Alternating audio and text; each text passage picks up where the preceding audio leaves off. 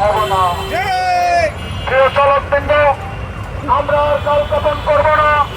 আজকে জুলাইয়ের 8 তারিখ এখান থেকে শুরু হয়েছিল 4 দফা, আমাদের আন্দোলন 10 দফা।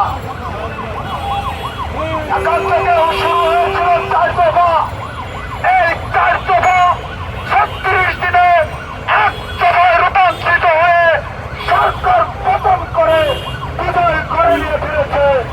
আমরা রিক্সা চালক এই রাজু ভাস্কর্যের সামনে দাঁড়িয়ে দেশবাসীর সামনে বলতে চাই, প্রিয় দেশবাসী, আমরা আমাদের 10 দফা পূরণ না করে এই রাজু ভাস্কর্য ছাড়ব না। আমাদের 10 দফা ক্লিয়ার। 10 দফা দেয়া 11 মাস ধরে আলোচনা হয়। 70 অনুচ্ছেদের সংবিধানের সংশোধন আনা হয়েছে, আমরা কিন্তু ওইটাও বুঝি। ঐক্যমত কমিশন 70টি অনুচ্ছেদ দিয়েছে, আমরা কিন্তু ওইটাও বুঝি। 50 দিনের আলোচনা নিষ্ফল হয়েছে, আমরা ওইটাও বুঝি। 11 মাসে 10 দফার আলোচনা হয় না, এটা কি দেশবাসী বুঝবে না?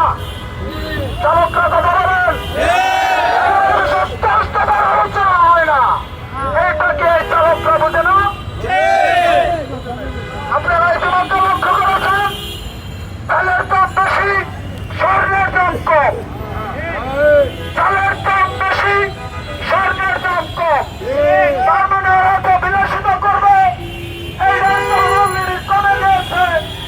আর আমাদের যেটা নিত্য প্রয়োজনীয়, এটার দাম অলরেডি বেড়ে গেছে। এই দ্রব্যমূল্যের লেগে আন্দোলন কিন্তু আমি জন্মের পরে দেখতেছি। দাম কি কমছে? দাম কমতে তো আরো সুইস ব্যাংকে জমা করবে কেমনে? 2025 সালের রিপোর্ট, বাংলাদেশের ইতিহাসে সবচাইতে বেশি টাকা সুইস ব্যাংকে জমা করে রাখা হয়েছে। এই টাকা জমা করলো, আমরা তো কর্ম নিয়ে লড়াই করতেছি।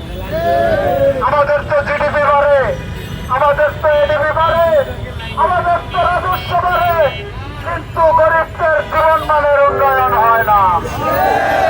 রিক্সা চালকদের কোন ধরনের কথাই হয় না। এই 54 বছরে এদের জমা যেটাইছে সব সুইস ব্যাংকে জমা হয়েছে। কিন্তু আজকে আমরা কইতে গেলে হয়তো বলবো শালা রিক্সাওয়ালা বেশি কথা বলে। ওই মামা বেশি আর কম বুঝি না। আমরা রিক্সা চালক, আমরা ডানার বাম না, আমরা হইলাম সোজা। এবার সোজা পথে 24-এর বিপ্লবে রাষ্ট্রীয় অর্থের হিসাব না করে কোন ভোটের নাটক তৈরি করার চেষ্টা করবেন না। রাষ্ট্রীয় ব্যাংকের হিসাব করবেন, আমরা দিনে 2 বার ভোট দিব, তাতে আপনাদের ভোট নিয়ে কোনো সমস্যাই থাকবে না।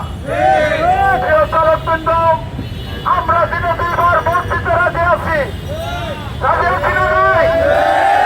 কিন্তু আমাদের কর্ম প্রতিষ্ঠা করতে হবে। অন্যথায় দেশে ভোটের নাটক চলবে না, চলবে না।